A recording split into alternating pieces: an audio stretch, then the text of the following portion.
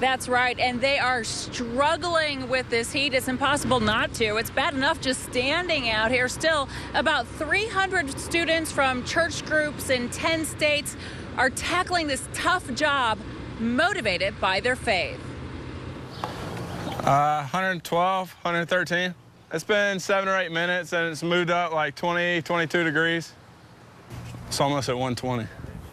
And that's the rooftop temperature before the day got even hotter. This World Changers youth group traveled the distance to help St. Louisans needing a new roof. A paint job can make it look better, but a roof is going to keep leaks from coming in, and it's really going to change just their entire life and their lifestyle for their homes. And there's nothing easy about stripping a roof in extreme heat. We switch out about every 10, 15 minutes and just take water breaks. Some people will be on the roof 10, 15 minutes. They'll come off. We'll get off our water break and come out here and pick up. One break they take together with the homeowners they're helping, Percy and Deborah Ruffin. Y'all, I hope y'all have a safe trip back, out of town. And thank y'all. They pray together. And the people that came to help us. And they pray for one another. Pray for Caroline that she doesn't get dehydrated or get hurt or anything. And they work hard to take care of each other. Lord, I pray for our dehydration and our health, and that you will just be with us. World Changers will be here working through the heat of the day all week long, replacing 26 rooftops. Live in St. Louis, Kathleen Berger, News Channel 5. In seconds, standing outside the patrol car, it's on. Officer Scott Roach is in pursuit. The driver was not wearing a seatbelt. St. Louis County Police, they stopped you for not wearing your seatbelt today. Because I had just gotten gas, and I did not click it back at the gas station because I was running for a doctor's appointment. Is part of an aggressive week-long click it or ticket campaign. Jennifer Regal says after her head-on collision with a drunk driver, she's a believer. The seatbelt saved her life. When she asked people why they don't wear theirs, she's heard it all. People were afraid to get their clothes wrinkled. I can't believe some of the things that I've heard. It's clicking the belt. It's very easy. In another DUI wreck, Amy Twellman was ejected from a car as a teenager. The other teen, also not wearing a seatbelt, died. I don't go the one block to my kid's bus stop without buckling up. Short distances are one of the top excuses for not wearing one. Officer Roach found that to be the case when pulling this driver over. I went to the bank and I got to go over here to get some blood drawn. And my office is about 3 blocks away, so that's probably why I forgot to put my seatbelt on. They have the best excuse in the world, and they're all horrible. The number one reason I hear all the time is it's just not comfortable. And Roach tells them something they already know. You get ejected, you get thrown right through here. But I never, in my 14-year career, I have never unbuckled a dead person from a seatbelt. Stepped up enforcement of click it or ticket is expected to last a week. This go around, the plan is to aggressively stop vehicles for violations on designated days every month. Kay? All right, it's a valuable reminder. Thank you, Kathleen. Shoppers are already glued to their cell phones, so why not put them to better use? Especially now that the finishing touch is being put on shopping mall holiday preps. That goes for your touch screen, too. You just go to the iPhone app store and download it by finding the club.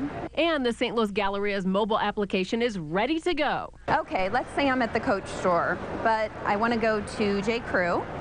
So I zoom in on the map, and I see it on the map, but I need to zoom in a little bit so I can see the store names and find out where I should go. So now that I see J. Crew is right ahead of me, I'm going to see if they're having a sale. So I click on sales, and I scroll down. West County Center is getting on board too, along with Chesterfield, Mid-Rivers, and more in the area, all owned by CBL and Associates Properties. The in-mall navigation will be a little different than the Galleria's. Go ahead 20 feet, turn right. It'll be exactly like a GPS. So mall directories may become passé for some shoppers. Or then I don't have to bother anybody and I can just look at my phone. CBL malls will launch their free app before Thanksgiving for smartphones that can download from iTunes.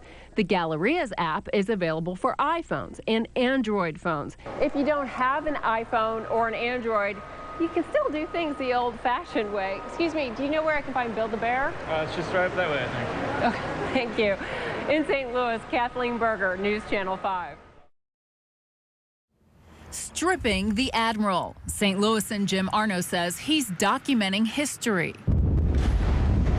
I have a book at home about the Admiral, and it actually shows the work they did in, I believe it was 81, when they actually rebuilt the top, and it's kind of sad to see them take it off. They'll be taking off close to 3,000 tons of materials. Steel, iron, and the sheet metal exterior not as valuable, but like the rest, will be recycled. Right now, the upper deck has to go. A spokesperson for the Admiral's owners explains. Taking the deck house structure down so that we can reduce the vertical clearance requirements so that she'll fit under the bridges.